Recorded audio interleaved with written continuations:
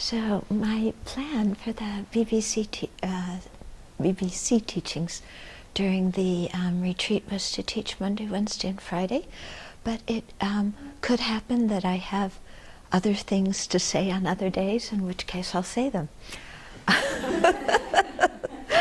So today happens to be one of them. So yesterday at the lovely ordination of Tupten Champa. Where are you? Where did you go? Oh, there. There's so much maroon now.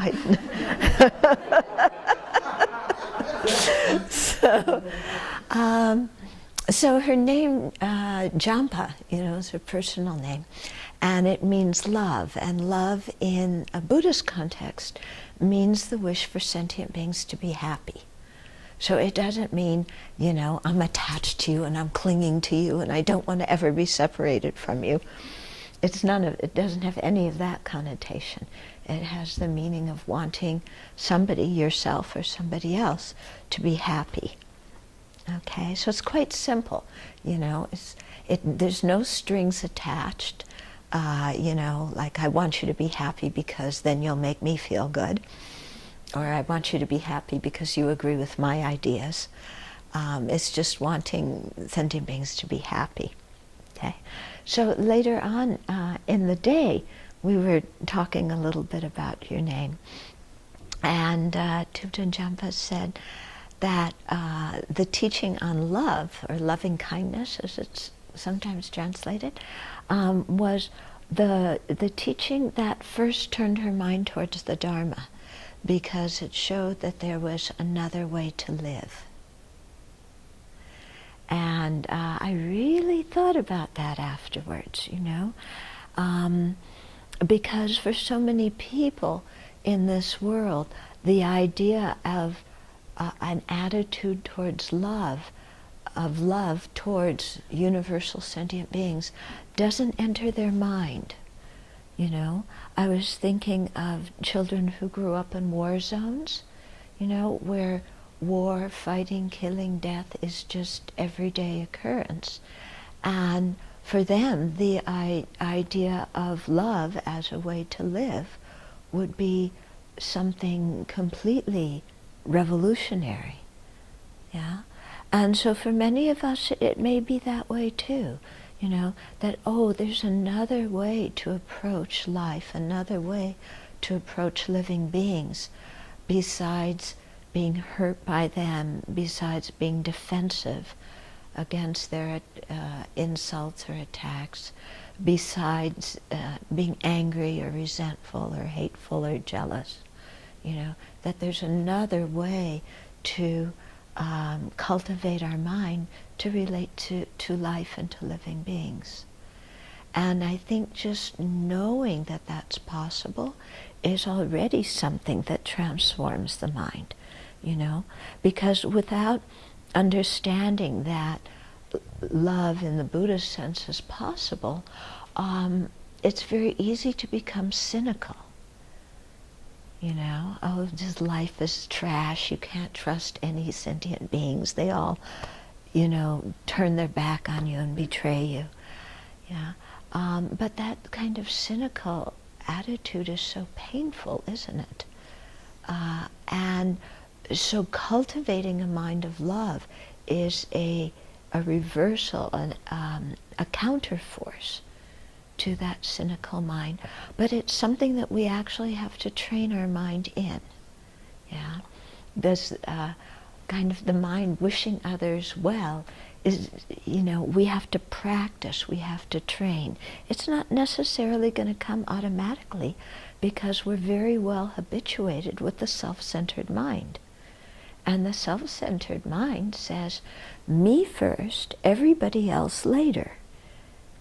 And if it's good for me, then I wish others to be happy. If it's not good for me, I don't wish them happiness. And if these sentient beings interfere with my happiness, then rather than wish them happiness or even be neutral, I want to wish them suffering. Yeah? And so these are the kind of thoughts that enter our mind, quite frequently, don't they? we're honest with ourselves, they're there. Yeah? And, they may be big, hatreds and resentments that we carry for years. But they could also be small things that happen during the day. We asked somebody for something and they didn't hear us, so they didn't do it. And then we go, oh, well, why are they doing that?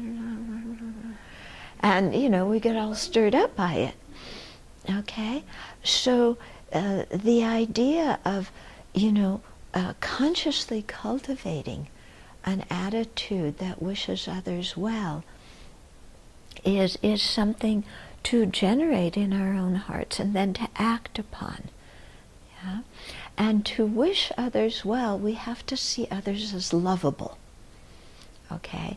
Or to have affection for them, If you don't like the word love, you can try affection, To have affection, you have to see sentient beings as affectionable or worthy of your affection. Yeah? And the way to do that is by contemplating their kindness. Okay?